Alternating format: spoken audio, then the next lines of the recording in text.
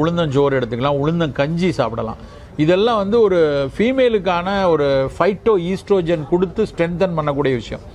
ஏன்னா oestrogen slide imbalance வரும்போது both உங்களுடைய உடல் ரீதியாகவும் ஒரு வலு குறைந்த நிலைமை இருக்கும், உளவியல் ரீதியாகவும் ஒரு வலு குறைந்த நிலைமை இருக்கும். ரெண்டையும் ஸ்ட்ரென்தன் பண்ணணும்னா உளுந்து தான் பெட்டர்.